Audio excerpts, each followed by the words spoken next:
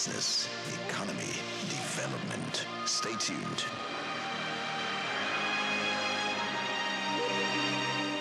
At the Africa Development Studies Center, ADSC, we are committed to driving sustainable growth and development across Africa through innovative training and research. Our mission, empowering leaders, policymakers, and professionals with the tools they need to create lasting change. With customized training, dynamic research programs, and study exchanges on leadership, management, and other critical development topics, ADSC offers a platform for exchanging cutting-edge ideas and global best practices. We provide comprehensive services in research and consultancy, capacity building and training, education programs, publishing and knowledge sharing. Our esteemed faculty, composed of seasoned experts and researchers, ensures a learning experience that is insightful and practical. We specialize in policy development, implementation strategies, and monitoring and evaluation. At ADSC, learning is engaging and enjoyable. Our unique methodology includes talks, interactive exercises, games, video screenings, and lively seminar discussions, all in a comfortable and friendly environment. For more information, email us at info@adstudiescenter.com or call +234 912 039 2362. Visit our website, www.adstudiescenter.com, to explore our programs and upcoming events. Africa Development Studies Center, rethinking development for Africa.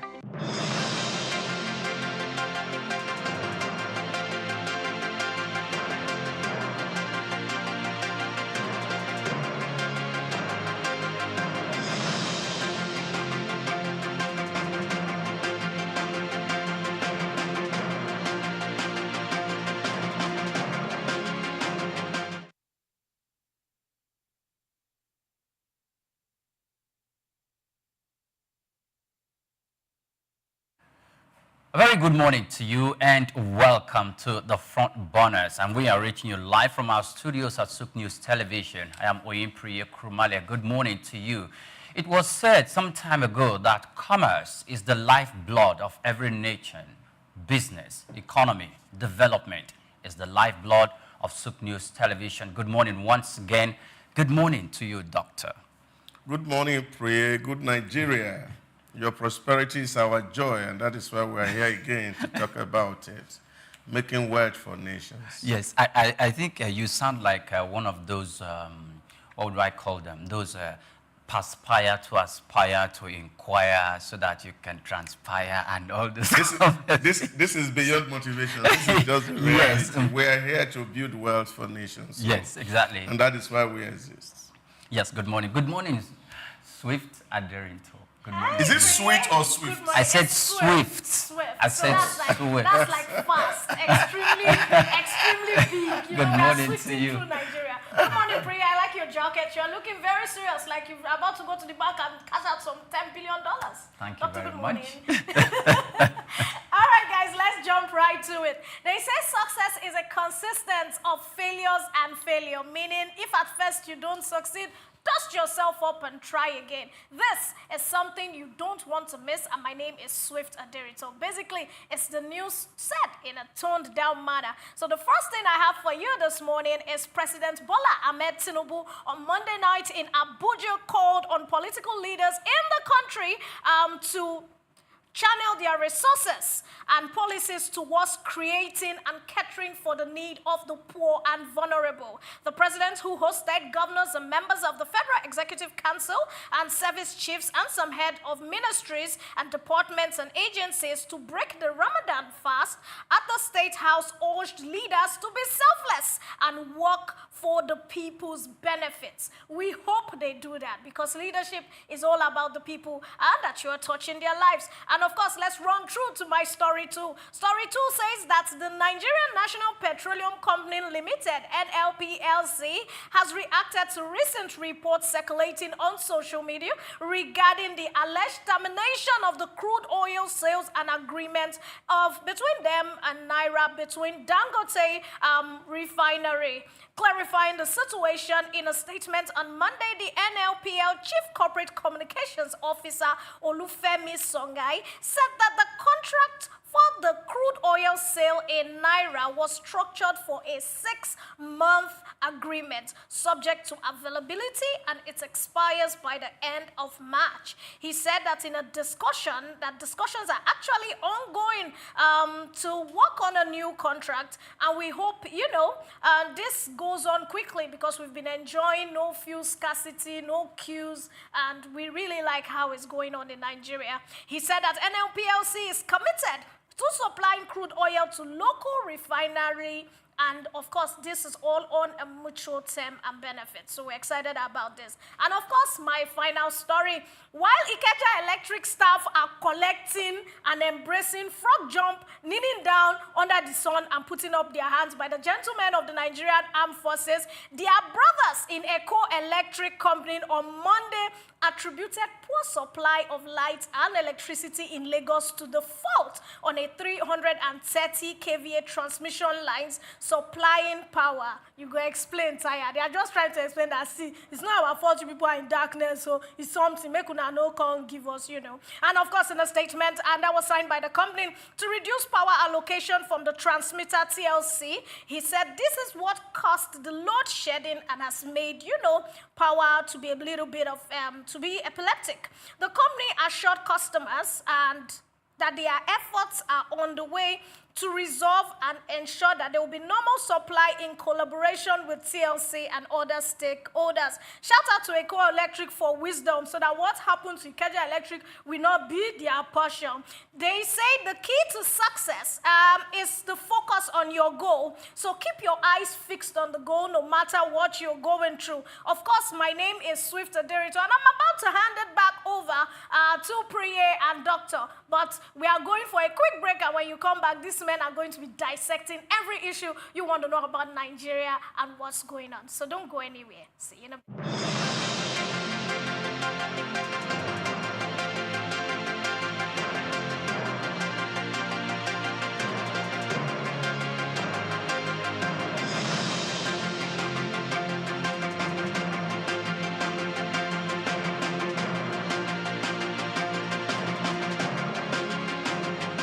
Idumota Market. Eko Idumota, once a residential neighborhood, is home to Idumota Market located on Lagos Island. It is one of the oldest and arguably one of the largest markets in West Africa. Idumota is a historic neighborhood adjacent to the Lagos port that facilitated the slave trade and later, under the British indirect rule, it surrounded to exports that fueled the colonial enterprise. Idumota was also the location of an Armed Forces Remembrance Cenotaph called Soja Idumota, built as a monument to Nigerian soldiers who served with the West African Frontier Force. An Eyo Masquerade statue and a clock tower are also some monuments at Idumota. Idumota Market is so popular that large sales are recorded as early as 7 a.m. The market is made up of hundreds of locked-up shops occupying several multi-story buildings, with some measuring about 5 or more floors. In 2010, the Lagos State government demolished some illegal structures in order to improve vehicular and human movement in and around the markets. During weekdays, the neighborhood of Idumota is densely populated by shoppers, traders, and bus passengers. From the Carter Bridge, ascending into Lagos Island, passengers can see the neighborhood before disembarking at their final destination. Idumota Market accommodates the substantial inflow of imported goods. The bulk of import from abroad are routed first through Idumota and then on to other markets through Nigeria and other West and Central African countries. The energy of private Idumota traders and wholesalers facilitate this activity. where millions of US dollars worth of wholesale is exchanged daily. Idumota Markets, Souq Enlightenment. Broad Street. Broad Street, situated in Lagos Island, is steeped in Nigerian history. Once the biggest financial hub of the country, it housed the headquarters of major banks, linked the CBN, the stock exchange, and the loads of lender companies. Broad Street is a historically significant street. It has played a central role in the development of Lagos and history, an important commercial and administrative center for the British colonial authorities. It was also a home to some of the city's earliest modern buildings. Broad Street was a residential area in the pre-colonial era, where the British claimed the Methodist Boys High School in 1878 and the Broad Street Prison in 1882, renamed Freedom Park. The General Hospital, which was a British military hospital, was built in 1893, being the first general hospital in Nigeria. The old British Secretariat building, which is now the Federal Ministry of Justice, was built in 1906. Broad Street has seen a full turn into modern commercial office blocks, complexes, skyscrapers, and markets from the outer marina through Akpombo early into the Adeliji Adele Road. Broad Street is one of the busiest streets in Nigeria on weekdays, where commercial activities take place day and night. From modern buildings to ancient structures, this street gives one a raw dose of life in Lagos. Broad Street is often referred to as Lagos Financial District. It boasts a mix of architectural styles, reflecting its long history, colonial-era buildings, Victorian and Edwardian architectural features, alongside more modern skyscrapers and structures. Broad Street remains a vital, vibrant part of the Nigerian economy. Broad Street, Souq Enlightenment.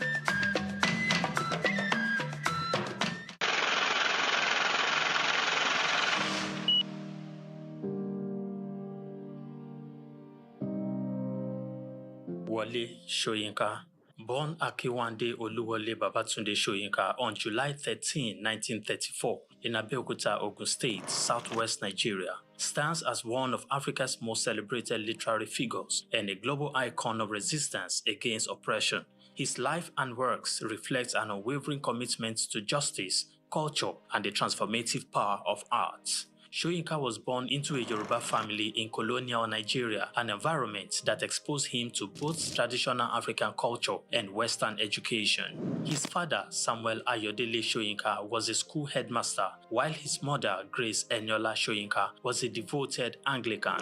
This blend of indigenous and colonial influences deeply shaped Soyinka's world. Soyinka attended Government College Ibadan and later proceeded to the University College Ibadan, where he studied English and literature. Soyinka completed his education at the University of Leeds in England, earning a degree in English and later a doctorate degree. In the late 1950s, Soyinka began working as a dramaturgist at the Royal Court Theatre in London. However, his passion for storytelling and cultural preservation drew him back to Nigeria, where he founded two theatre groups known as the 1960 Masque and the Orisun Theatre Company. Soyinka's works, often a fusion of Western dramatic techniques and African themes, address universal issues of justice, freedom, and human dignity. His early play, titled A Dance of the Forest, which was introduced in 1960, written to celebrate Nigeria's independence, critically examined the nation's socio-political trajectory, setting the tone for his career as both artist and activist. Soyinka's activism became more visible during Nigeria's post-independence years. In 1967, during the Nigerian Civil War, he called for a ceasefire between federal forces and Biafran separatists. This led to his arrest by the military government, and he spent 22 months in prison, where he wrote a short drama titled The Man Died, Prison Notes, a harrowing account of his imprisonment and a profound critique of authoritarianism. Soyinka has authored more than 20 works, including plays, novels, poetry, and essays. In 1986, Soyinka became the first African to win the Nobel Prize of Literature, an achievement that brought global recognition to African literature. Soyinka remained an outspoken critic of oppressive regimes, often at great personal risk. His activism extended beyond Nigeria, addressing global issues of injustice and human rights. During periods of military rule in Nigeria, he went into exile, continuing to write and speak against tyranny. Today, Soyinka is celebrated not only as a literary giant, but also as a symbol of resilience and moral courage.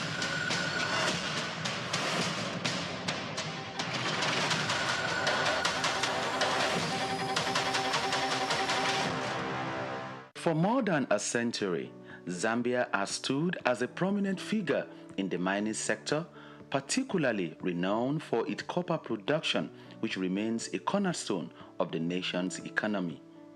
Accounting for 3/4 of the country's export earnings, mining plays a pivotal role in Zambia's economic landscape. The focal point of this mining activity is the Copperbelt province, home to major copper mines like Lumwana and Konkola, alongside Sentinel in the northwestern province. These mines, operated by renowned international firms such as Barrick and Vendetta Resources, hold majority foreign ownership, with Zambia Consolidated Copper Mine Investment Holdings retaining minority stakes. Smaller mines in the Copperbelt region, backed by investors from countries like China, Brazil, and South Africa, contribute to Zambia's diversified mining landscape. However, the country's mining sector faces various challenges hindering the potential growth trajectory. Fiscal policies introduced by the government, including royalty increases, the taxation policies, have negatively impacted mining profitability.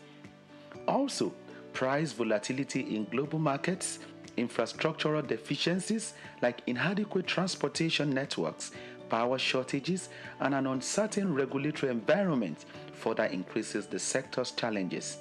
Moreover, labor disputes, safety concerns, and geopolitical risks stemming from political instability poses additional hurdles to Zambia's mining sector. To propel the nation towards its 3 million tons copper production goal, strategic measures are crucial, and these include leveraging digital technology through partnerships with AI and machine learning firms to enhance sector's efficiency and investment, stable policy framework in order to attract and retain investment, and provision of a conducive regulatory environment. Infrastructure strengthening supported by donor funding and concessional financing can also alleviate critical constraints such as transportation and power shortages. More so, environmental conservation is vital for sustainable development. Hence, mining companies must provide government-approved environmental management plans, prioritize durable equipment, and proper waste disposal techniques to minimize environmental degradation. Given copper's expected dominance in Zambia's exports, maintaining its position as Africa's economic hub demands a concerted effort. Israel Adeyemi, Souq News.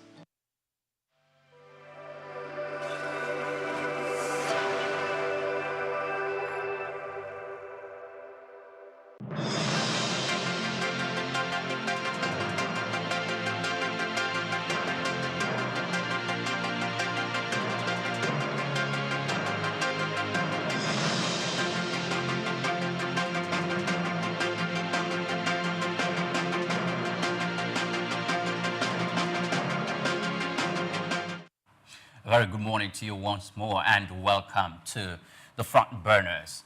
Now we are done with something. Now rather, we are jumping into something,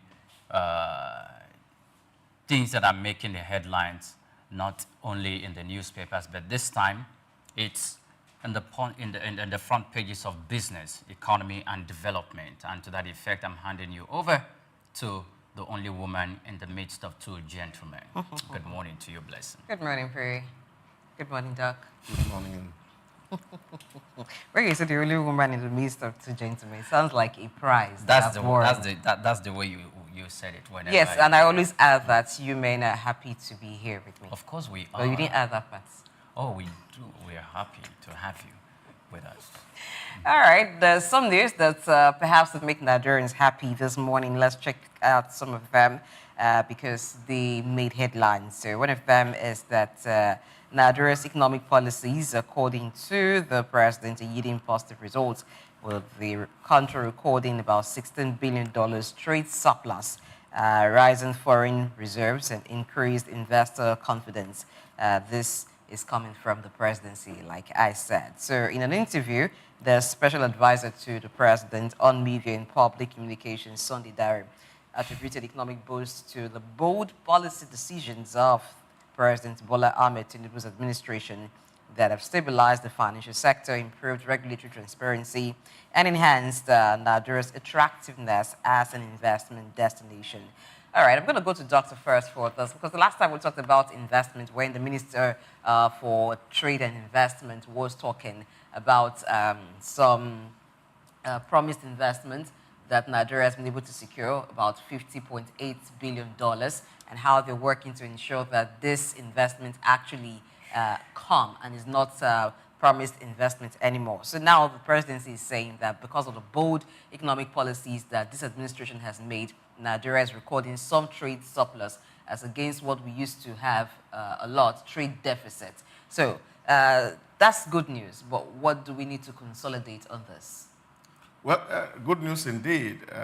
There's no doubt that in the last 18 months that we have made some very significant progress as a country toward building a very economy. The president has taken some bold decisions, like people say, but they are just necessary decisions. Somebody would have asked, how will us have become if those steps were not taken?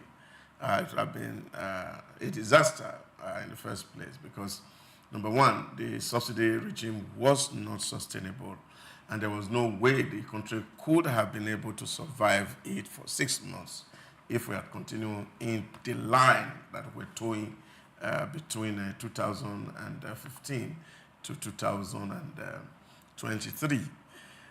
Secondly, we also see that, of course, the president is also doing a lot to see how to tighten up the MDA so that every government agencies that receive revenue, and these are transmitted straight to government accounts. And that, of course, is also yielding some positive results, and government is making every move.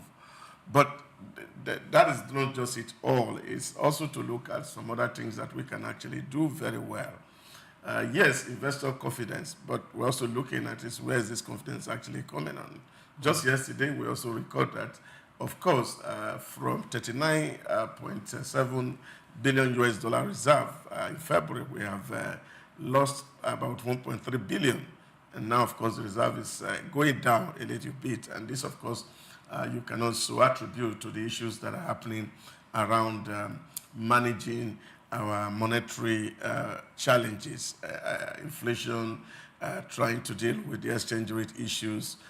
2 weeks ago, we saw it climbing down. Now, again, it's climbing up. And all this back and forth are still issues that, of course, nations need to put attention to say how do we eventually and finally put paid to the issue of instability in terms of our currency as it relates to other major currencies of the world. And I think that is the focus of the government, and I think the CBN is also doing a lot to see how that can stabilize. But I think a lot more needs to be done. We need to be able to get people off poverty. We need to be able to make sure that there's food on the table of the average man. And that's a question that we must ask. Are people getting better health now? Are people having good quality food right now? Is education getting better? Is the healthcare services all becoming better? These are the questions eventually at the end of the day that will say, oh, Mr. President, you have done excellently very well. I want to speak to the aspect of the trade surplus, $16 billion. That's a great one, but I think more needs to be done to ensure that we are actually exporting so much more. Now, what do we basically export? We export agricultural produce out of Nigeria, and sometimes agricultural products. So we need to build on the value chain to ensure that we are not just exporting primary products, but we have processing as much as we can, and we also the value chain runs to the extent that we can by ourselves produce some of the byproducts that can be gotten from the agricultural produce that we're exporting and then re-importing because we cannot produce them or we cannot add value to some of them. So Nigeria has competitive advantage in a lot of agricultural produce like sesame seeds and a lot of other agricultural produce, cash crops even, cocoa and all. But how much are we producing? Are we even meeting the market's demand?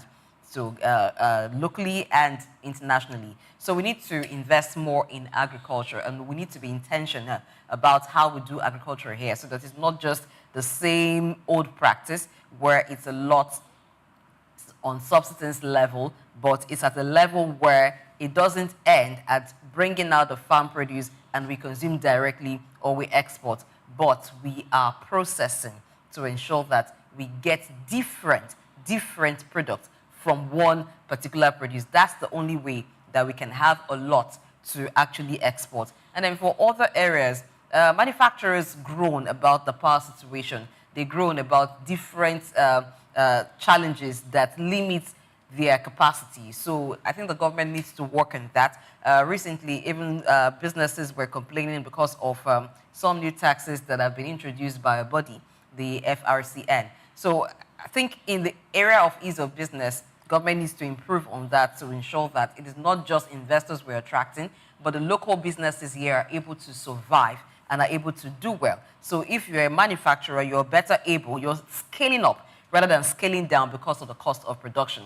And you have a competitive advantage with foreign goods that are produced in the market because your price is not more expensive than imported goods, and so the consumer has to settle for the cheap one because yours is very expensive given the high cost of production.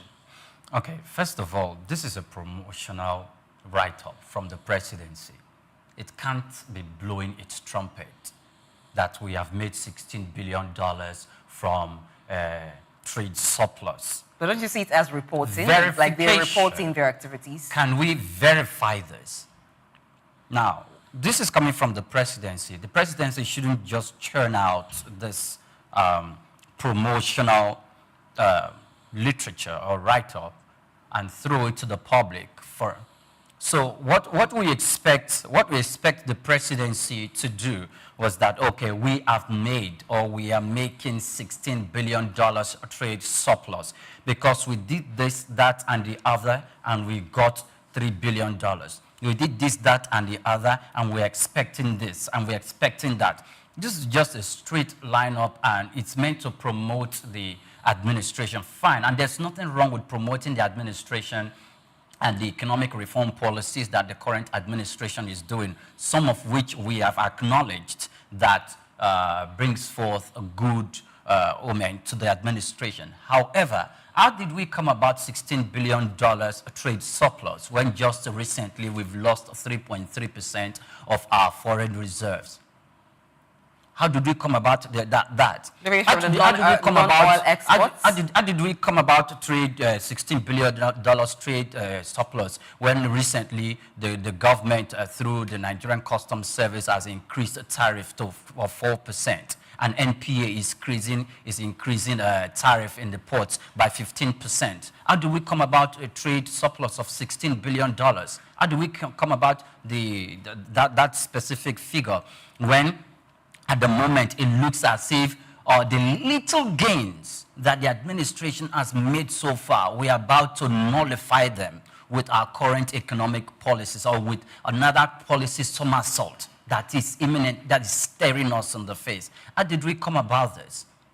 So I think it is not Mr. Sunday Dare who was speaking on behalf of the president as a media advisor. Shouldn't just put this out. He should give details on how we came about $16 billion and not just throw it out there and say because of the laudable economic policies that the administration is embarking on, we have gone this far. I don't really think so. Well, I want to agree with you on the aspect of providing details and not just putting out some reports. So there's a part where government needs to let people know what it is doing and what results is coming from policies that it has made. At the same time, there has to be specific details. And I think that rests with the Office of the Minister for Trade and Investment to actually give specific details. So we know what sectors are contributing to this and know where to improve. And so if there are policies that are counterproductive, we also know which policy to tweak and which should leave. Yeah, but I think the data are there because it's Nigerian Bureau for Statistics that is rolling out some of all this data. And what you're doing, you're comparing what happened last year with what is happening this year, what happened in the last quarter, and what is happening in this quarter. What is the volume that was done in terms of exports in quarter 3 and against what is done in quarter 4. And this particular report is reflecting on what happened in the fourth quarter of 2024. That, of course, we recorded some significant increase or rise in terms of the things that we are exporting out of Nigeria. That, of course, traded about 36 trillion, and the figures are there with the Nigerian Bureau for Statistics, and this is what we are responding to. But yeah, comparatively, you are looking at it, what we sold has increased from what was. But that is not definitely comparing what is imported versus what we are able to do. But you also will know that in quarter 4, between October 1st of 2024 to December, Nigerian had not been importing petroleum products massively as we used to. That has gone down very drastically, and therefore we have made some significant gains in terms of importation. That what we seems to import right now are things that we can get from other places. Food item importation also had gone down drastically because, of course, the last quarter of last year, a lot of bumper harvest in terms of food production, beans production, you have onions and the rest of it all coming out. And then, of course, 25% reduction in terms of food costs in the market, as NBS had reported. So NBS reported. I like that you stated that as NBS reported, because we will look at that if that is the reality. In terms of food reduction. Actually, of course, if you take your microphone to the street, you find that a lot of people can actually acknowledge that some prices are going down. But it cannot be 25%, because 25% is significant. Yes, yes. Quite what you call 25%, it's significant, but of course it's also, you can also really verify some of all those things happening. Because if in December you are buying a bag of rice at 105,000 and today you are buying at 83,000, that gives you a significant amount. And for rice, I'm telling you. So these are the facts on the market, so they can't lie, really, because if you go to shops, you can see some of all these things happen. But I think what we need to really be amplifying is to see how do we do more trade with these big countries that we are earning far more than what we currently are doing, because there's a whole lot of room for improvement. Because if these matters are not communicated, people seem as nothing is happening. You see, it's easier for us to always shout to the rooftop when things are going on the other side. When petroleum price got to 1,065 naira, everybody seems to have been crying and say we are going to 2,000. This regime is bad. Now petrol is selling, depending on where you're buying, between 860 and 870 on the pump price. When you also look at that, it's also about 25% reduction. So you find that these facts are there in the market space, that a lot is being done. But I think there's more that can be done in terms of our own policy. How is it impacting, for example, agriculture? Because we also saw that in quarter 3, quarter 2, and quarter 4, what our agricultural product is contributing to the GDP has also been consistently falling.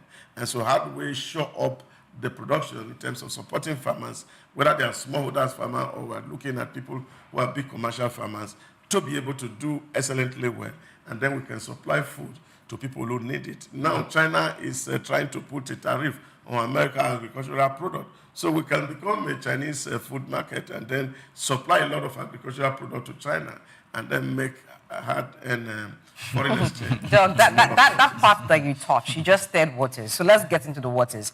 You've successfully taken us into the next conversation, which is the presidential spokesman, Danny Wala, attributing food price reduction to crack down on insecurity in Nigeria. So the special advisor to the president on policy communication, who is Danny Wala, has credited the recent decline in food prices to the Bola Tinubu's administration's aggressive efforts in tackling insecurity. So in a post on X on Monday, he says he dismissed claims that the price reduction was driven by increased importation. Instead, he asserted that improved security conditions have restored confidence in the agricultural sector, leading to increased local production.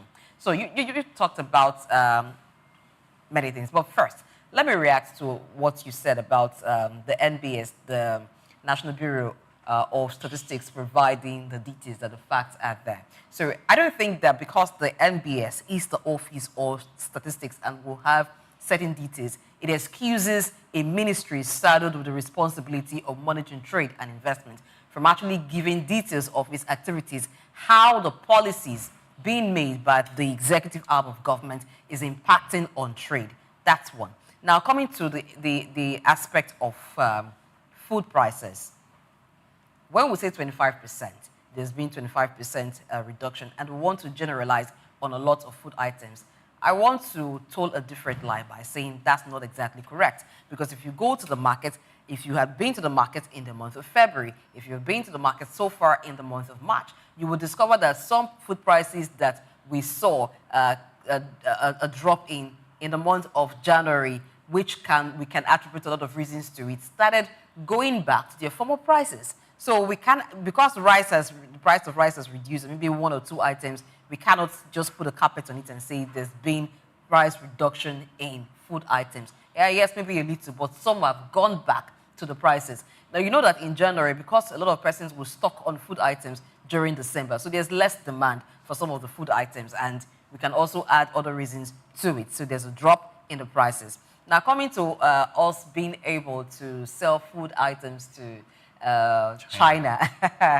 Let's even look at the agricultural sector. Who are those even doing the mechanized farming in Nigeria? Apart from a few big farms here and there, we also have also have China involved a lot in agriculture in Nigeria. So I think that except we begin to put things right in place and be intentional about how we do things, it's going to be the reverse. It's going to be Nigeria buying food from China. We already have China into food processing in Nigeria. And so when you go to some supermarkets, you're seeing packaged food produced by Chinese companies. What are Nigerian companies doing? Yes, we have a few of them, but they need to be more empowered to improve their capacity.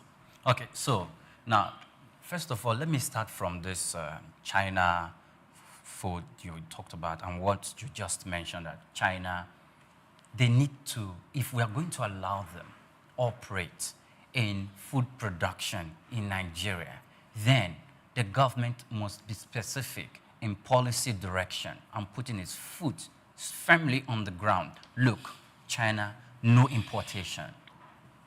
No importation. We cannot allow our country to be a dumping ground. If you're going to produce food, you will source your local materials from Nigeria. You will build your manufacturing hub here in Nigeria, and you are going to produce food, you are going to carry out your food production activities using local resources, using the local workforce, and using the local raw materials here in Nigeria. No importation, except you are importing machinery or you are bringing in other form of raw materials that are scarce, that are not easy to come by in Nigeria for that purpose. Apart from those conditions, you cannot do otherwise. The government must do that. Why must the government take that path? Because it needs to protect local producers, local food manufacturers in Nigeria, so that we can save our local manufacturers and completely selling out our country or the food producing sector into the hand of foreigners. That needs to be established. If we leave that particular aspect, and let me come down to where Mr. Bwala talked about singing the song and the praise of the current administration with regards to food production. Of course, we have those who are trying to balance issues, telling Mr. Bwala that, look, if there is anything like that, it is because of the recent surge in food importation into the country, and he's trying to dismiss that, and he's talking about the agriculture and the much yields. I know that very recently we recorded about $2.something billion in the export of non-oil products in Nigeria. However, let's look at Nigeria. Nigeria is the highest producer of yam and cassava in the world. And Nigeria has a yam industry that is evaluated at $30 billion. Now, as a result of insecurity, you look at it, there has been a consecutive and consistent decline in the production of yam, coming from 2023 down to 2025. An industry that was evaluated for $30 billion has now been evaluated for $20 billion.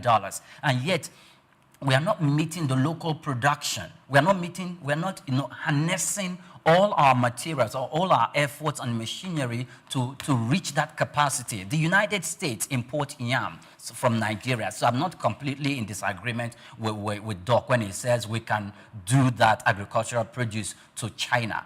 United States, other countries, including Switzerland, have we developed capacity to do that? They depend on Nigeria for that for yam itself, and Nigerians export yams in manufactured and processed form out of Nigeria. So if we are going to take advantage of that, the government needs to look at that. But now that industry, that particular sector of agriculture is undergoing serious crisis because the government has not completely, or it has not performed to the expectations of Nigeria in dealing with the issues of insecurity. If you go, and that particular, the biggest market in yam production in the country is situated in Benue State. And we know that Benue State has continually been in the front line when it comes to insecurity, terrorism and banditry activities, where farmers no longer go to the farm. Some of them are relocated from their farm settlement. They've left farming completely because their lives are not safe. If the government is going to be talking about upping the ante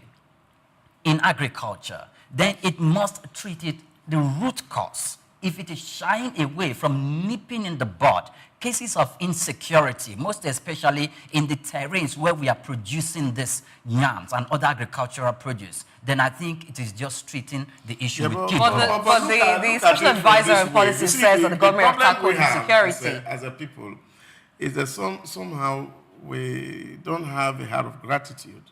How do you mean? When people make efforts. How do you mean? We need to understand what you mean. People are quick to dismiss positive and amplify the negative. You need to look at the graphs, for example, in terms of security, and see it between 2014, when we were at the highest, and 2025, where we are.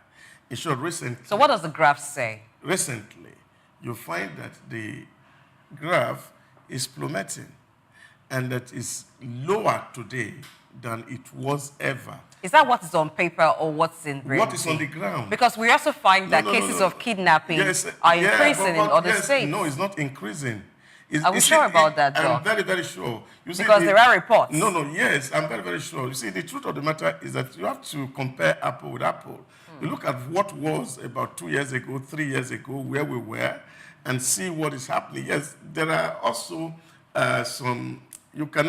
they're not saying that it is completely gone, but it's saying that a whole lot of effort is made. If you talk to experts on security issues today, whether they are local... We did talk to one yesterday. Whether they are local or... On the show. Or people who are outside, they can tell you that significant progress have been made. And no little wonder you also saw that even reflected that where we were 2 years ago in the terrorism index, we have made appreciable progress. And this we can be grateful to God for. That yes, we are not where we should be, but progress are being made. Yes, prices of food, are they going down? Yes. Whether it is 1% or 0%, if inflation increased by 0.1%, people shout. But if it's also go down by 0.1%, people must also be able to say, oh, thank you for what you have done. Yet there are room for improvement. But this always trying to paint a picture that people are not doing enough. Is anyone painting a picture here? Yes, of course. I see that very glowingly. No, we're not painting picture. Yeah. It doesn't mean that where you have done one out of 10, that it should not be constructively criticized, because we have talked about what government needs to do as well. Yes, we acknowledge, but that does not stop us from talking about that there is greater room for improvement. There's room for improvement, but you have to acknowledge what is being done. We have to acknowledge, but Doc, yes. you cannot say that we need to have a heart of gratitude for the effort people are making. This is their core responsibility. If I come to work, I do not expect my employer to show me gratitude for coming to work. Yes. Same thing when they are doing their job. They do not expect that Nigerians show them gratitude for doing their job.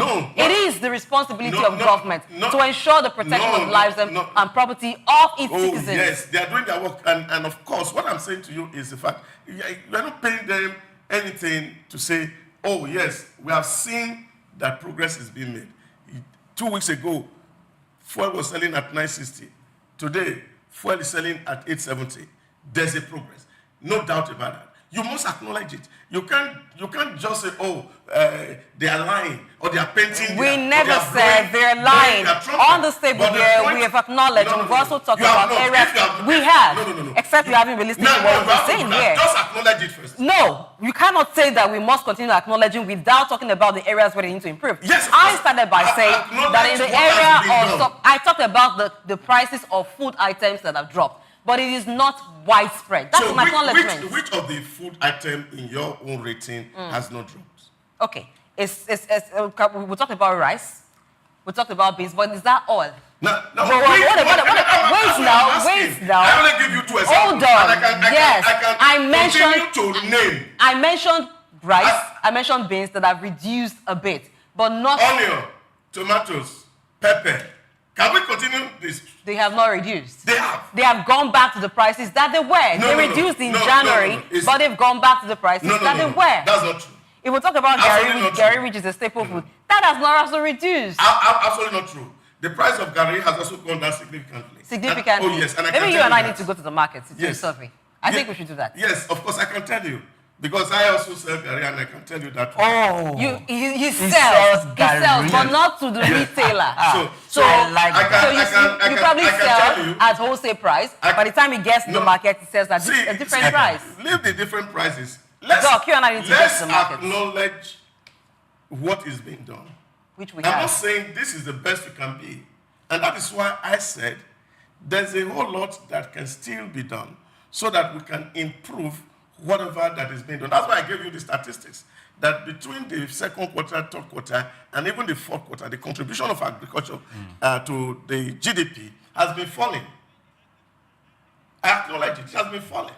But that is not to say that we are not doing what should be done. Doc, so the regime has I have a report for you from the producer. She says she went to the market and she bought pepper, and it was expensive. Again, you and I need to go to the market. So against, I should compare the price against what price? Against what? December price. What obtained in January? December what price. Obtained early February? So he should do the graph. She should do the graph so that you can see what the prices are. See, it's simple. You need to talk to farmers. You need to tell. But the farmers don't sell in the markets. No. They don't need to sell in the market. You see, the thing is that because we cannot judge from what the farmers sell. We can only judge from what sells at the market. You can buy a bottle of water in a kiosk for 200 naira. And that same bottle of water, you can buy it in a 5-star hotel for 2,000 naira. We're talking about market. That I don't think is a perfect comparison. Does it alter that the producer is producing the same water with the same level of that is a different situation. No, if the sellers are selling at an expensive rate, it also determines where food produce land, or you go to Alabarago, where food land on this other side, then you'll be able to determine that, yes, people have added their prices on the streets, but from the people who are bringing it to the major markets, that's where you can determine what price it is. So significantly, prices are going down. There's no doubt about that. But the point I'm making is that when people have done well, we should be able to be grateful to say somebody has made progress, irrespective of who is saying it. If the person who had made a progress or they are doing something and they cannot tell you what effort they have made and what result that is being achieved, and then we are attributing what is happening to other factors, when we have historical data that we can compare, then there's a problem.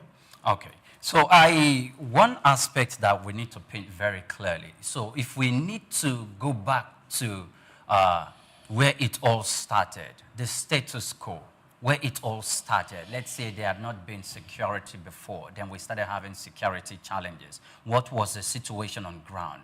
How were we faring as a nation as regards agriculture? And we looked at all the indices and the price of foodstuff, the purchasing power of the average man on the street, how much they earn and how much they were able to save at the end of the month. And we put that into a graph and look at it in the speed of 20 years, spanning down to 2025, how the situation currently is now when terrorism came in and where terrorism has affected our agricultural produce, agricultural sector at the moment, and where it took price to. And now we are beginning to see some form of progress where in several administrations have put in their best and fighting and trying to tame terrorism to where we're going.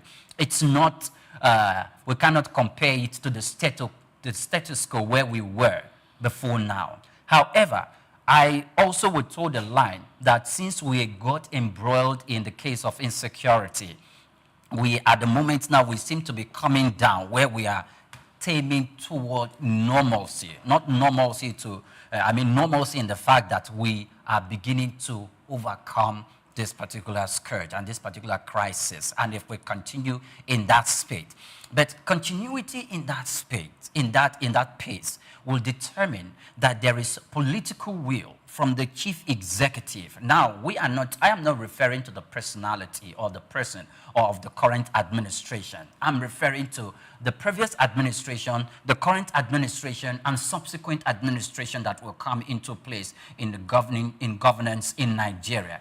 If we want us to be in that right path where we really go by the name, the giant of Africa, it must reflect in agriculture, it must reflect in energy, it must reflect in manufacturing, and it must translate to us being sensitive and driven by the blueprint we have on ground to protect our local industries from foreign invaders.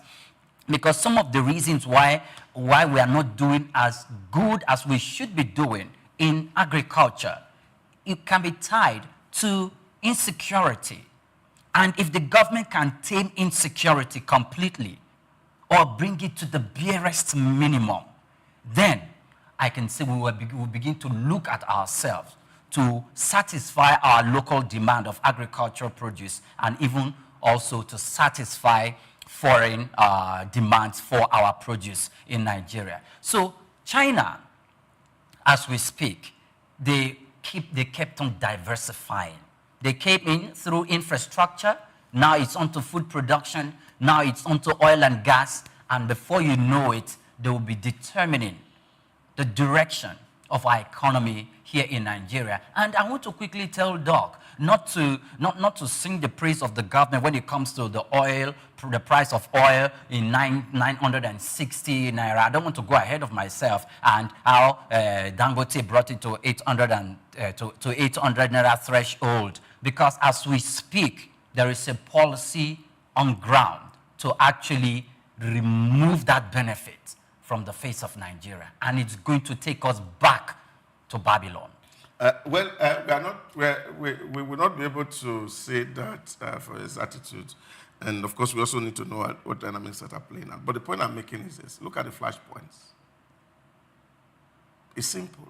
So you can call people from Niger State, flashpoints. You can call people from Benue State.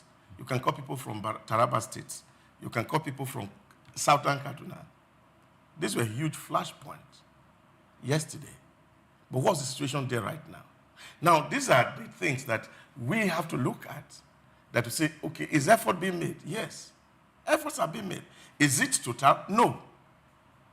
But the little that is being made had to be acknowledged. Because the people who are doing this to ensure that we find that peace, they must be encouraged by our words. That's the point. So if you go to these neighborhoods that I just mentioned, even in Zamfara, even in Borno, I had opportunity to reach out to somebody who was telling me how much he has made in terms of beans plantation from Borno State. So all of recently. Oh yes, all these things are issues that we as a people can look at in the face and say, are we making progress? Yes, we are. But are we in Kenya yet? No. So what our appreciation does is to encourage those of our gallant men and women who are there night and day, saying to ensure that the security we enjoy is, but which country really has absolute security?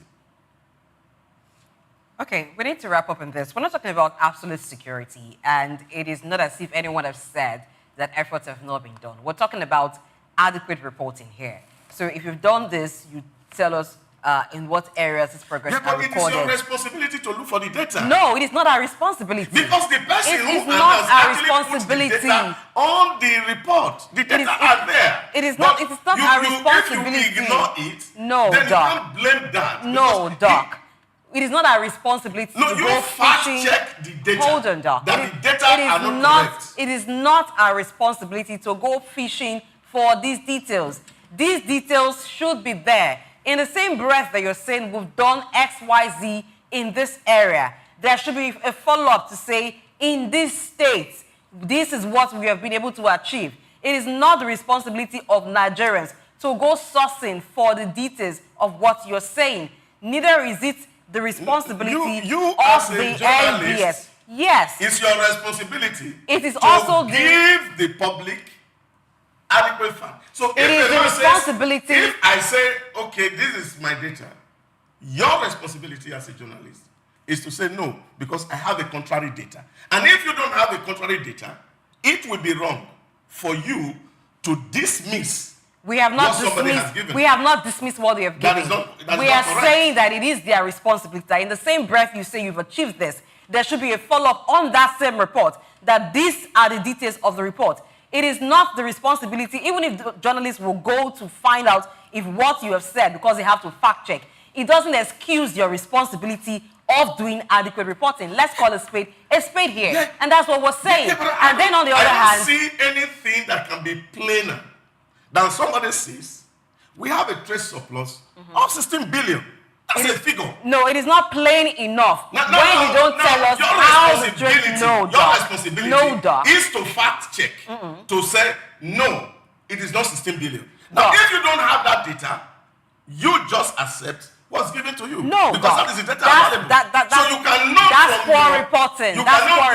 from your head. It is not from... Because if you say we have made progress, it have been vague.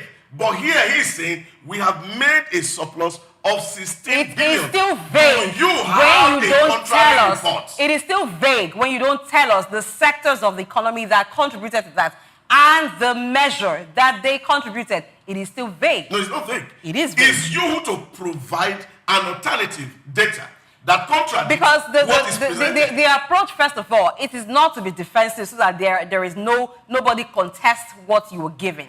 It is for you to provide data enough for the common Nigerian to understand what it is you're saying, not depending on journalists who will go fact check and say, oh, when they said this, this is what they meant. That's what I'm saying. NBC reports. Is NBC now the one making the statement? NBS? Is NBS now the one making the statement? That is referred to. It's a full detailed report. Your responsibility as a journalist is to go read that report. The details you are looking for is in that report. Doc, there are ministries, there are people saddled with responsibilities. First, they should make their reporting clear before we're looking at the breakdown from NBS, which will be a more detailed. But first, when you're saying we've had $16 billion of surplus in trade, I expect that there should be pointers on that same report to the areas that contributed to that. Not Nigerians now going to do a fact-checking, not journalists helping you to do a fact-checking. It's your job. It's not even appealing to you. The man has done his job. He hasn't done it completely. It's you who has not done your job. He hasn't done his job completely. And you, as a journalist, you have a responsibility to do your job. He hasn't done his job And what is our completely. responsibility is to look at what the report out there is, and then to be able to now come out and contradict. Yes, he hasn't done the responsibility. And we have even looked at the report to say, if you say that is because you were saying that there's a 25% reduction in prices, and we say let's look at it, is it widespread? Can we say generally there's been a 25% reduction in prices? We've also checked things that they have said. Is this the reality on ground? And we find that for some of them, it is not the reality. So there's a difference between what is on paper and what Nigerians see actually. Well, okay, we're out of time on this. This is already time for us to get into policy discourse. If you're a woman and you are in business and you're wondering for how you can get, you're wondering about how you can get some mentorship, or you want to know the strength of women in business, well, it's still International Women's Month, and because of that, we're bringing a special segment, and that will be after this break, where we'll talk about women-led business. It's going to be a great one because we will be featuring two very established women, women who were established globally in business and who were also mentoring other women in business, holding their hand to say, yes, you can walk this road, and this is the way to do this. Stay tuned.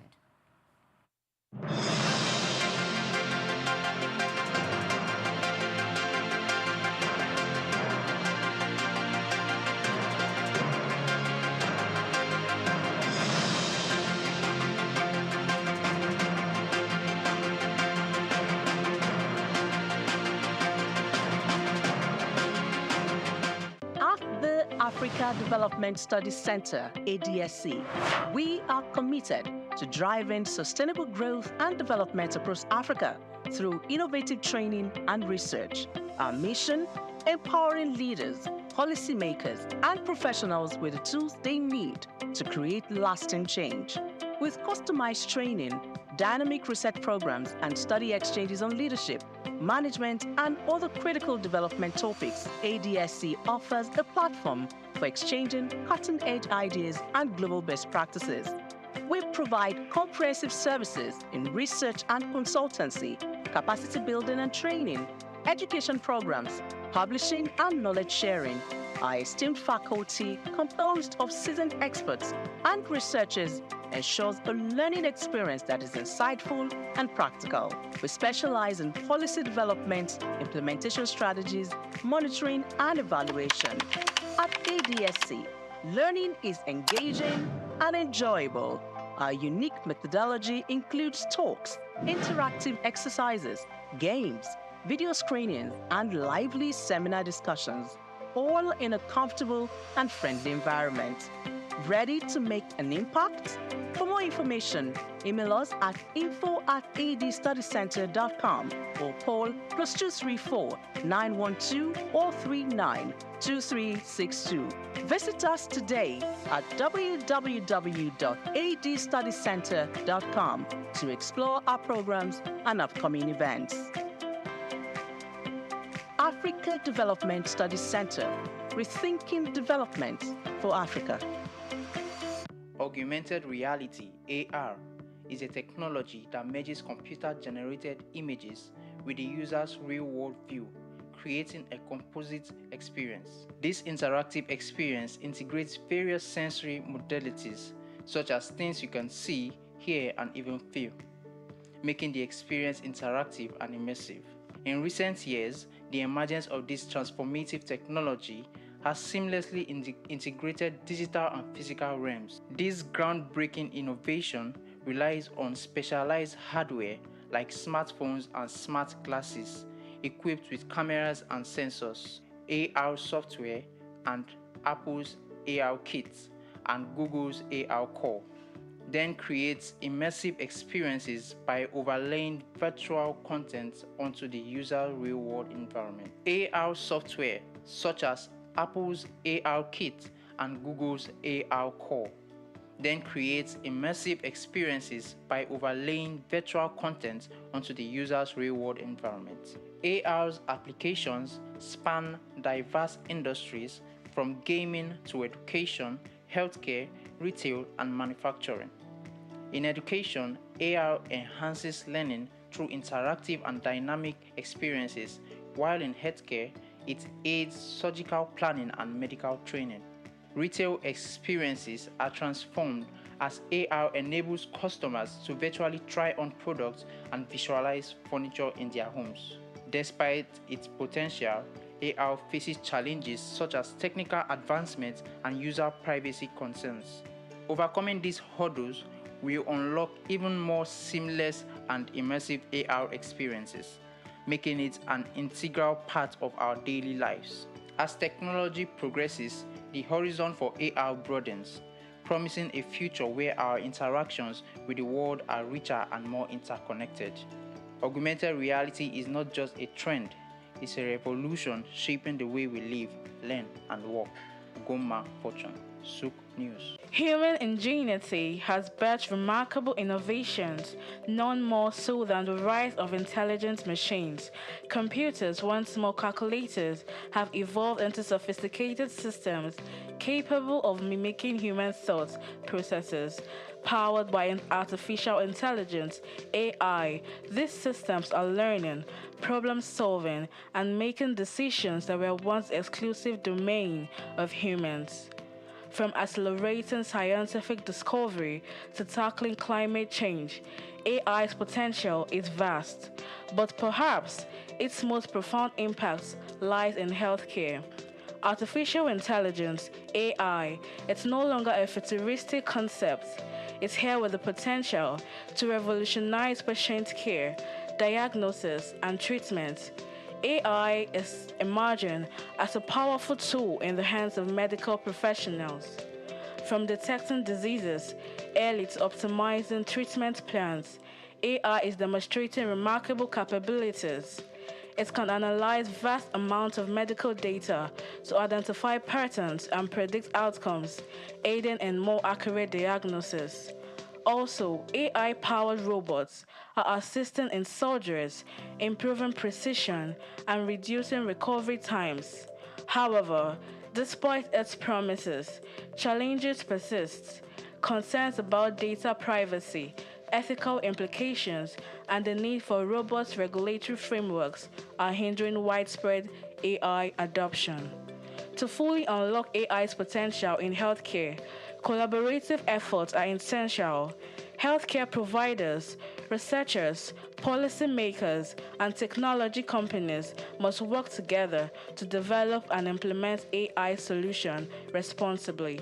By addressing ethical concerns, investing in AI research, and creating supportive regulatory environments, we can accelerate the integration of AI into healthcare and improve patient outcomes. Joy Chuma, Souq News. Lawyers are concerned about several issues when it comes to artificial intelligence, AI, including data, privacy, compliance, and job displacement. Will AI really take jobs away from lawyers? In this special report, Bayo Olaoye addresses one of those concerns, job displacement for lawyers, as a result of the introduction of artificial intelligence. Will artificial intelligence make lawyers jobless? The short answer to that question is no. There are three reasons why AI will not take away jobs from lawyers, according to experts. First, AI systems being developed for the legal industry are primarily co-pilots.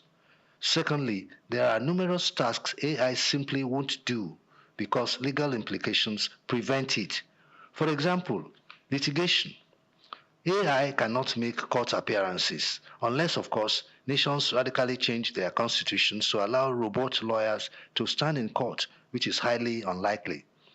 Additionally, for lawyers involved in strategic work, such as security, meeting new clients and existing ones, or serving on boards, AI cannot replicate the human touch. AI lacks the commercial acumen required to build relationships with clients and navigate.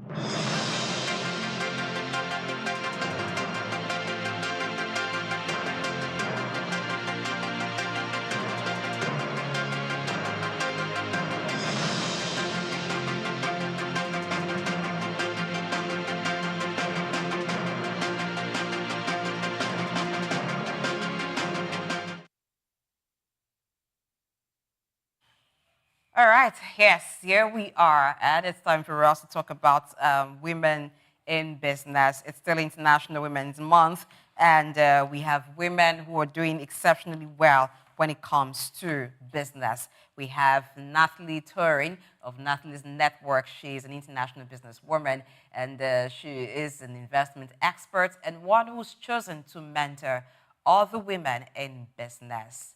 Hello, Natalie. Great to see you. Hi, Blessing. Thank you for having me here today to celebrate International Women's Day. It's great. I would say congratulations to you because it's a month. It's a month, yes. I am joining you here from LA today. Last year, I believe to the date, I was in the studio with you in Lagos.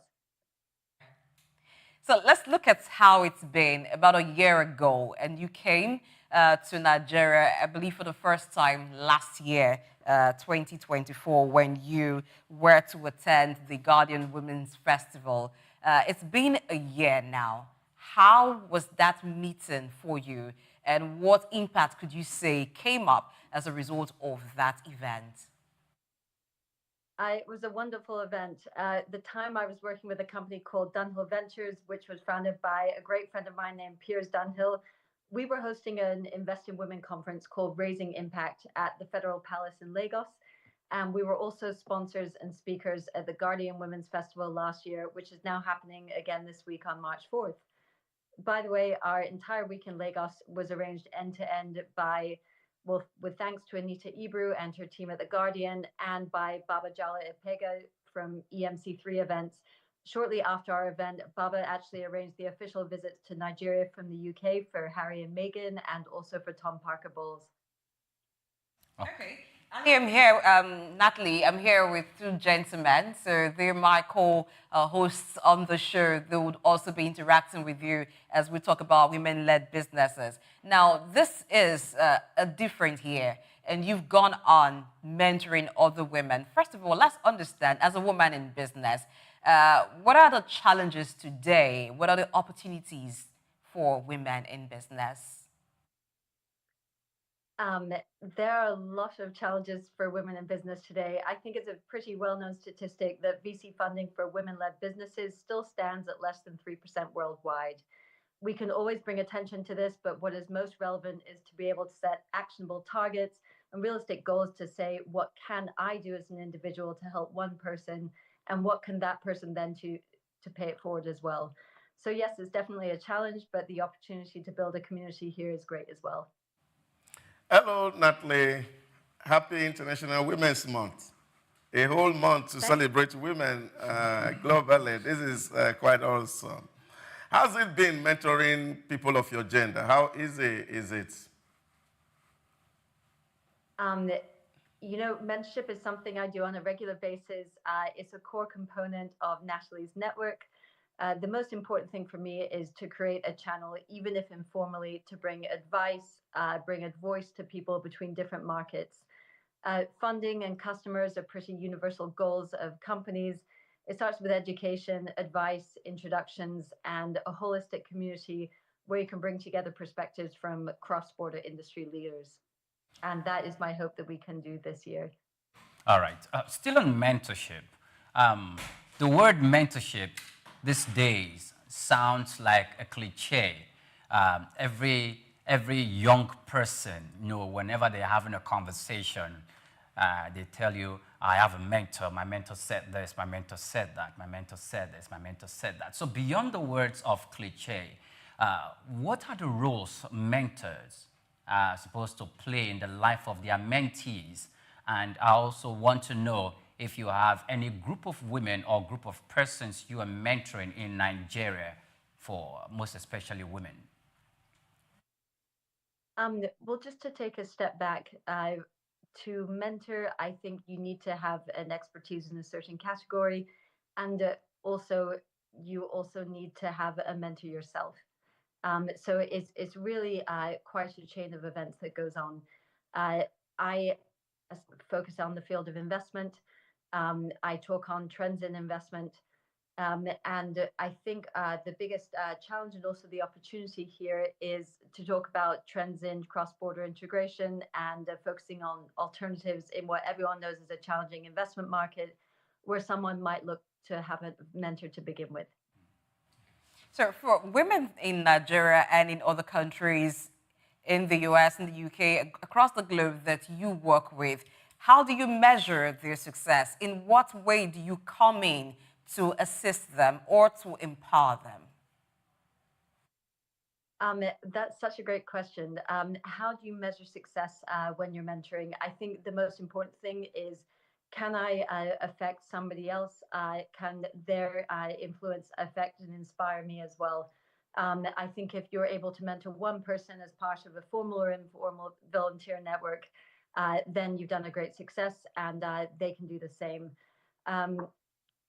When I look at the field of investments in particular, there's a great expression in London, everyone is fishing in the same pond. This doesn't make any sense because there are so many scalable opportunities to look at for investors to diversify their portfolios by building partnerships abroad in new markets, particularly when changes in valuations make it challenging for them to rely on consistent ROI from traditional channels. I think when you look at real wealth creation, that's often successfully constructing a business in a particular field of expertise that you can then replicate in different markets based on what you can do to add value locally, not what you want to sell to people. How are you going to do that is going to be based on having mentors locally in different markets and also providing advice on a market you may know well as yourself. Okay. The theme for this year, International Women's Day, was Accelerating Action. And here you are at the forefront, trying to empower a lot of women. And it is said on research that if women are sufficiently empowered, they can contribute about $25 trillion to the GDP of the world. What level of support do you receive in this regard? What level of support do I receive personally? Yes, that helps you to be able to reach out to other women. Do you have support at all? Or is it all by yourself? I'm grateful to be part of a peer-to-peer network. I'm grateful to have many mentors of my own. And I think women in particular benefit from wanting to collaborate, always wanting to find ways to support each other. And I think we really look at all the different opportunities we can do that in markets we visit around the world. I want to backtrack here for a second to when I was at the Guardian Women's Festival a year ago. That same event is taking place this week on March 14th at Federal Palace. I didn't even know at the time that International Women's Day was an event with potential to scale like this until I came to Lagos last year. Knowing then what I know now, I would like to see other cities put together a Women's Day event on the scale that the Guardian Nigeria team has done as a precedent and a benchmark for events around the world celebrating women's achievements and impact to come. When you look at the contributions from women into different fields, there's usually an impact component built in. That can be anything from social mobility, democratizing access, building community, end-to-end logistics to simply make the world a smaller place. And I personally look at supporting women as a mentor. I look for mentors who are making the world a smaller place that way as well. Thank you very much. Now, when you are a mentor, you're mentoring other women. During your interaction with your mentees, most especially women in your line of business, in your line of work, of professionalism and expert, what are some of the challenges that women really encounter that they come to you for to resolve, and how have you helped them to overcome this challenge? The biggest challenge for a woman, as for any founder, is how do I find funding? How do I find customers? These are quite universal goals of companies. It really starts with education, advice, introductions, and building a holistic community where you can bring together perspectives from cross-border industry leaders. I also run a channel called Why I Invest, where investors share their insights on why they choose to invest in particular fields based on geopolitical issues and based on what they're seeing in markets when they otherwise can't rely on their traditional channels, such as VC, when the valuations are constantly changing. All right, so tell us about Natalie's network. Now, some women will be watching and wondering, how do I become a part of this? How do I become a mentee to Natalie? And what businesses do you focus on? Could you speak more on that? Sure. I'm focusing on scalable technology, businesses that can work well in large consumer markets. Your network is your net worth, as they say. Natalie's Network is a peer-to-peer mentorship community for women where anyone can volunteer to share a particular skill set as an investor, as a founder, as a business leader with other women. If you're interested in learning more about Natalie's Network, please contact me on LinkedIn with the subject line Souq News Nigeria. I'm a data person, and I'd like to track the stats coming in from your show from those messages if they come in. All right, before we let you go, could you tell us about the role that funding plays in business? And you are an investment expert. We know that when we talk about investment, sometimes there are risks. Do you find that women are high risk takers? What has been your experience working with women in that area of investment? And then speak to the issue of funding. How do you help your mentees approach that challenge and deal with it? Women historically are not taking as many risks in terms of funding, in terms of what fields they particularly go into. I think it's very systemic. It starts with education. It starts with a supportive community. It starts with government support, which is often available but challenging to navigate. It starts with really just building out VC ecosystems locally in different regions. Finding VCs, family offices, high net worths that have a particular focus or background in an area where those founders would like to focus on, and building bridges between those communities. What types of businesses do we want to work with? We're industry agnostic. We want to work with outliers. This could be scalable businesses in healthcare, infrastructure, community engagement, or even film that translate well in new markets in terms of their IP, in terms of their ability to copy paste in different countries with an audience that could benefit from using the product. Thank you so much, Natalie, for being on the show. Just a quick word to women out there. Remember, it's International Women's Month. A word from you to all women. A word from all women. From you to all women. I think it'd be wonderful for there to be a day where women are just called founders and not female founders. Until that day, I think International Women's Day is a very supportive community day where we can all celebrate impact to come and impact we've already had. So thank you very much again for having me here today. It's been a pleasure interacting with you. And that was Natalie Turing of Natalie's Network, helping women to build businesses, mentoring them and showing them how the ropes works. Let's take a break. On the return, we're looking at another interesting issue. Stay tuned.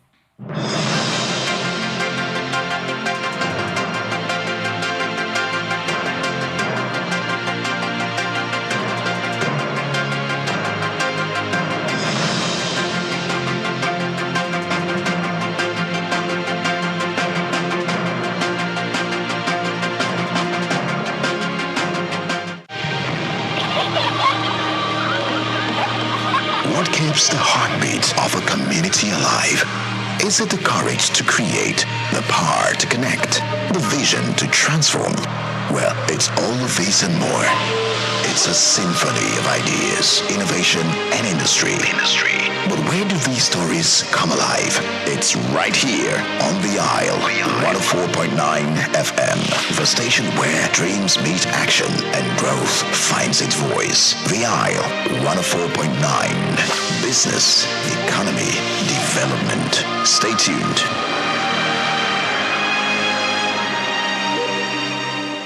We've got just what you need right here at Femi Wash Media.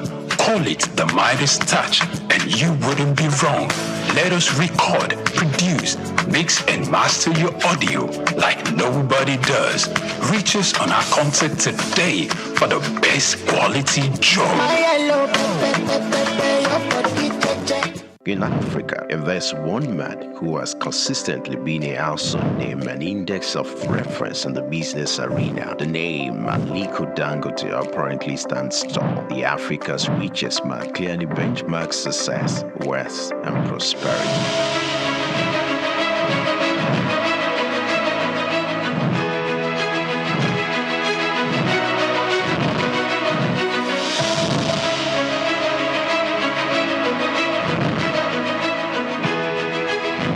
His unofficial love and passion for business are quite phenomenal. These can be traced to his background. Born in April 10, 1957 to Maria Sanusi Dangote and Mohammed Dangote, his maternal ancestors were prosperous caravan traders under British colonial rule, and his grandfather, Alhaji Sanusi Dangote, was a commodity trader. Dangote's grandfather was heavily involved in his upbringing and helped ignite his entrepreneurial spirit. For Dangote, one would ever assume his wealth was handed out or easily channeled, being an offspring of Dangote, but his success didn't come through daydreaming. Dangote complemented inherited fortune with deliberate hard work and innovation to pave his way to the top. Those who knew Dangote while growing up would not be surprised at his outstanding success. At age 8, Dangote uses pocket money to buy sweets, which he and others sell for a profit. Everything big in life starts from little.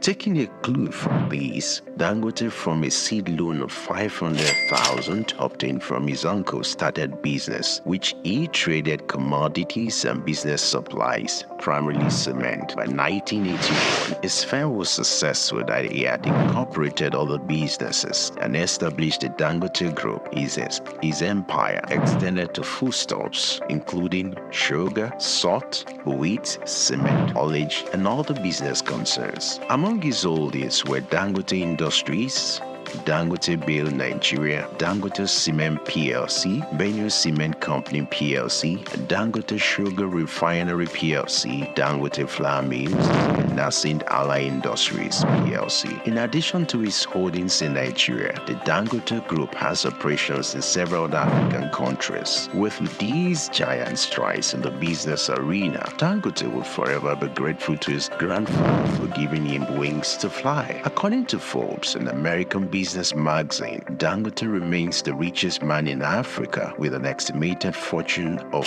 $13.9 billion. Dangote is one Nigeria, highly decorated with honors as well. His urine service and huge investment also got him both local and international recognitions. Like the Guardian Man of the Year in 2015, he won the 2016 African Business Leader Award organized by the African American Institute. Dangote was cited as one of the top most influential Africans by the New African magazine in 2015, 2017, 2018, and 2019. He was recently conferred with the prestigious award of the National Order of the Lion by the President of Senegal. When it comes to breaking jinx, Dangote has it in full measures. He took his pioneering and jigs-breaking adventure to another dimension with the unveiling of the $20 billion refinery, widely adjured as the largest single-train petrochemical refinery in the world. The refinery has the total capacity of 650,000 barrels of crude oil per day and is expected to earn as much as $21 billion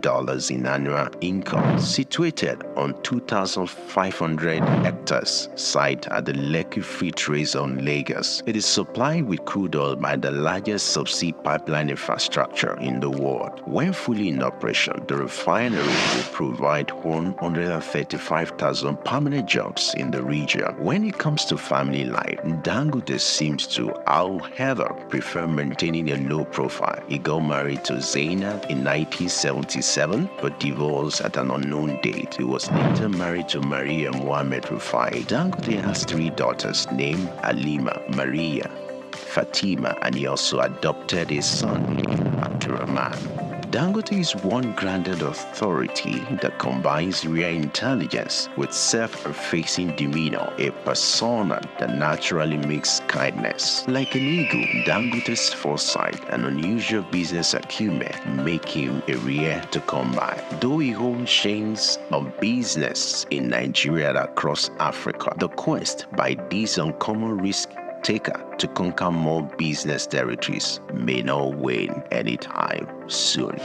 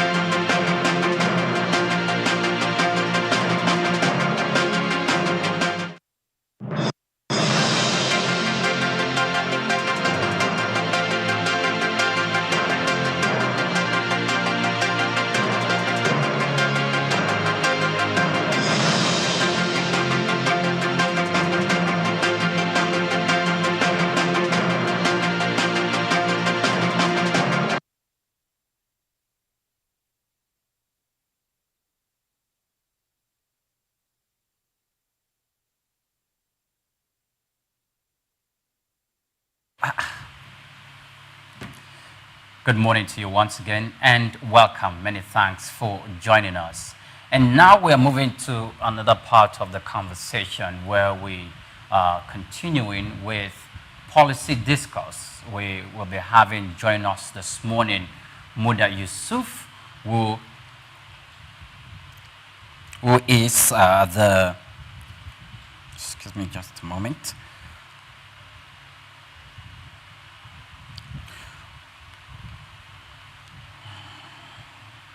Who is the Chief Executive Officer of a Center for the Promotion of Private Enterprise.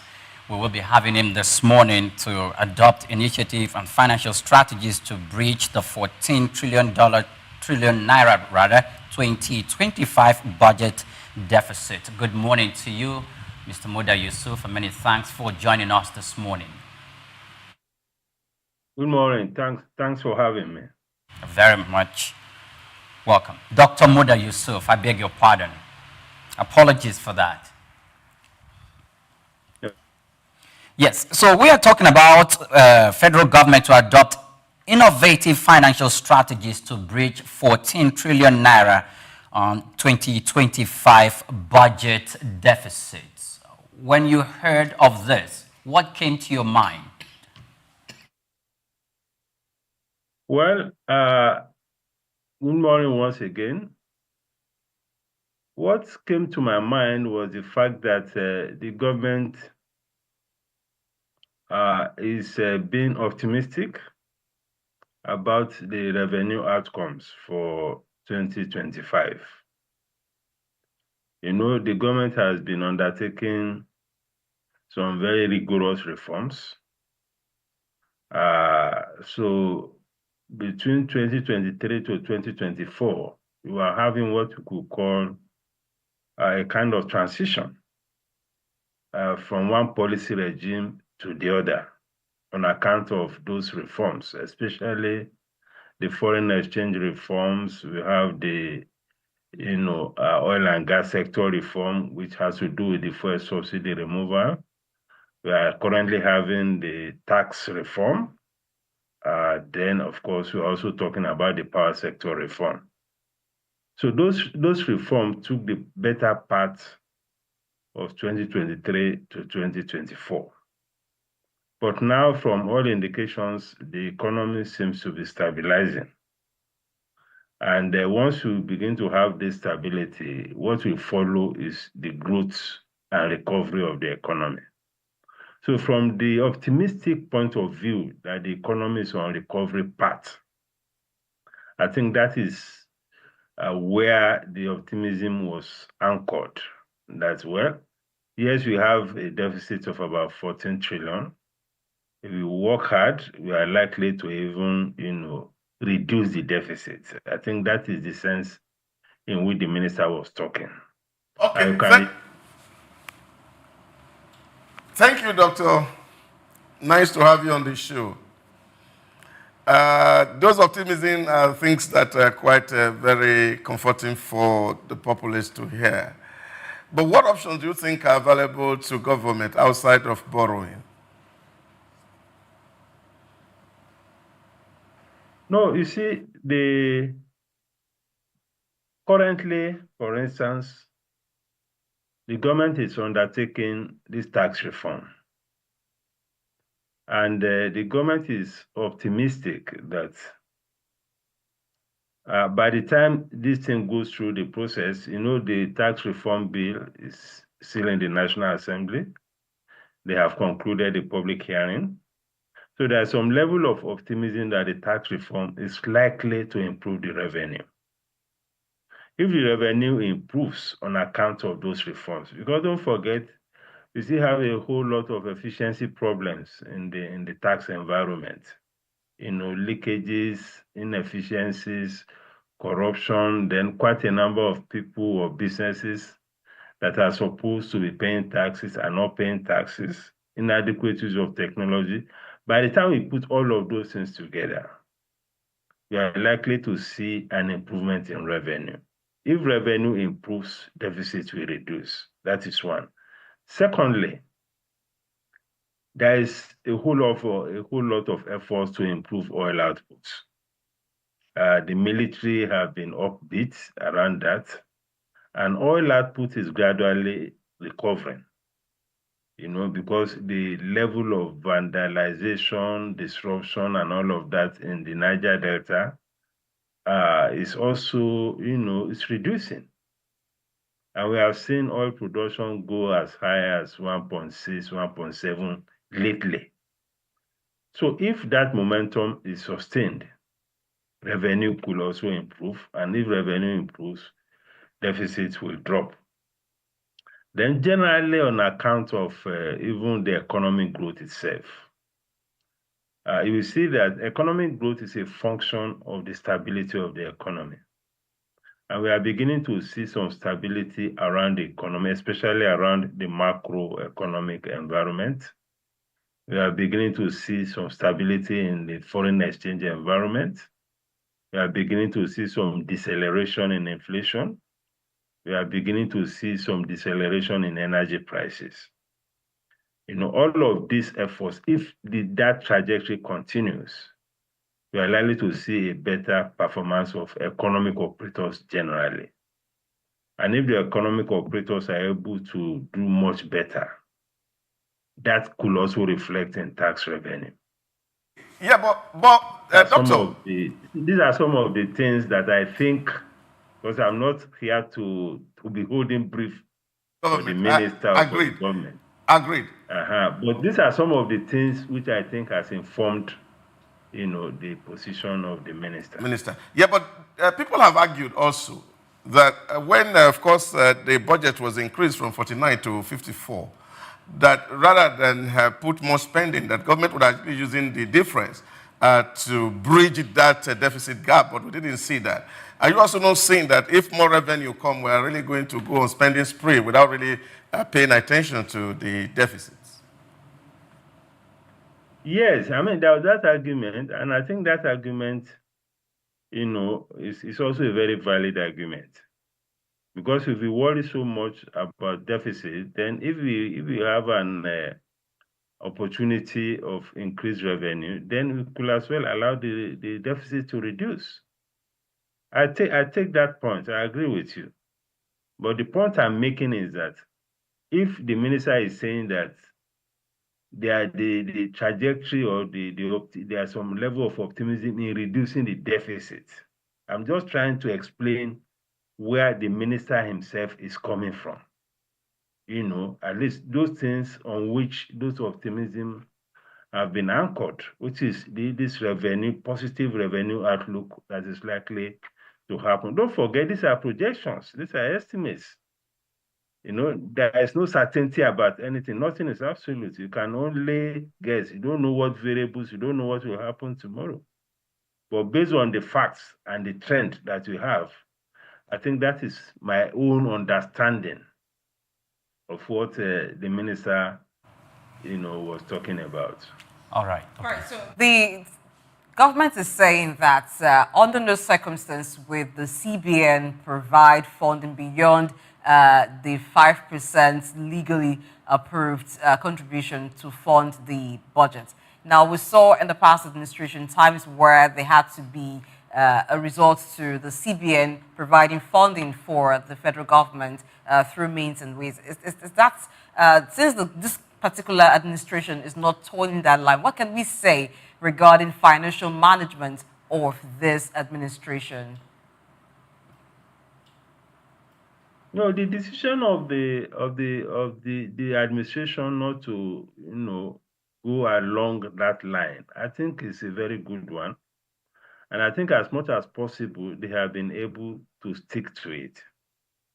Now, the options that are open, generally, for any government activity, the number one source of financing any government operation is taxation. So again, I come back to the issue of, this tax reform. That's to make the tax system a lot more efficient. Secondly, is to use borrowing, whether domestic borrowing, which is in form of, federal government bonds or treasury bills or whatever. Government uses that a lot, to bridge financing gap. So it could be domestic borrowing, it could be external borrowing. That is another source. The third source is for, the government to leverage on its assets. Government has quite a number of assets. Some of them are idle assets which could be sold. Some of those assets are assets which are in form of investment, like equity, like what government has in the NLNG, all these oil and gas assets, so many assets that the government has. So if we have a proper framework, as we have in many other countries, to optimize the use of those assets, that can give us a whole lot of liquidity, that could enable government to raise revenue. The third point is that government is also talking about public-private partnership. If there are projects that government has, especially in the area of infrastructure, and the government feels that, okay, this project is bankable, in other words, it's something that can be attractive to the private sector, the government can work within the framework of public-private partnership to draw private sector capital to support the funding of some of these projects. So these are some of the ways in which the government can also raise revenue, apart from just resorting to the ways and means, that is resorting to the central bank for purposes of financing its operations. And don't forget, this asset thing, if you do it properly, it can even reduce all this resorting to debt. I mean, we have huge, especially in our oil and gas sector, those assets are not being effectively or efficiently managed. So government has set up what you call MOFI, Ministry of Finance Incorporated. The Ministry of Finance Incorporated is supposed to warehouse all these economic assets and come up with a framework to optimize their use. You know, if you take the example of what happened with the Saudi Aramco, Saudi Aramco is the equivalent of Nigeria's NNPC. Saudi Aramco, because of the discipline, because it's a state oil company, but they had to cut it. There's what you call financialization. They did the valuation of it as an asset, as an investment. They put it on the global stock market. And when Saudi government needed, and right now, that investment is worth close to $2 trillion. When the Saudi government needed some liquidity, rather than go around borrowing, they just sold about 3% of their shares in that Saudi Aramco. And they were able to generate close to $30 billion. That is the value, that is what, you know, optimizing and managing your assets very well. That is what it can do for you, you know, and it will reduce all this desire to borrow and, you know, be worrying about debt service, putting a whole lot of burden on the economy. So the government needs to do a lot more in terms of, you know, managing its assets, so that these assets are not just wasting away or being put in the hands of some bureaucrats that are just making money from those assets. So these are options that we can explore. Thank you, Dr. Amuda. We also have seen that the challenge with PPP has not been quite very, very pleasant in Nigeria. And I think one that has been the most successful one was actually the Lekki toll. And we didn't see it really producing as much result until the Lagos government had to take that over. Do you see that the fragility of the Nigerian state will really allow a PPP succeed? Well, it depends on the project. If you look at Nigeria NLNG, it's a kind of PPP. And as we speak, I think it's perhaps the most efficient or the best functioning in terms of PPP arrangement. The federal government has, I think, about 49%. The oil companies have 51%. So for that particular project, the PPP seems to have worked very well, because NLNG is one of the best example of how the government can work with with the private sector, you know. But what has not worked for us well, and I agree with you on that, is the PPP in the area of infrastructure. That has been a whole lot of issue. And I agree with you. The Lekki-Epe example was supposed to be the model. But along the line, the whole thing was truncated. First, you know, there are issues of sanctity of contract around some of these projects. Secondly, because some of these projects were also long-term projects, and they were also something to be financed, you know, externally. That was also an issue. Because if you are generating your revenue or your cash flow, you are generating your cash flow in Naira, and you have a liability in foreign currency, it's a major risk to the project. You know, unlike what you have in NLNG, the cash flow is in dollars. You know, the investment is in dollars. So it will be easy to work out. But when you talk about other projects like PPP, if you bring a foreign investor to, I mean, look at the number of toll gates that those guys put there. It wasn't realistic. When the Lekki-Epe thing started, I think the total kilometer length, I don't think it's more than 40 kilometers. And you now put 3 toll plazas. So from a social point of view, it wasn't going to work. But from the financial modeling that they did, that is what can make it sustainable. So the question is that we have to decide, we have to be very, you know, conscious of what can work, especially in this environment, as far as PPP is concerned. All right, Dr. Yusuf, Dr. Muda Yusuf, Thank you so much. I want to quickly ask this question before we let you go.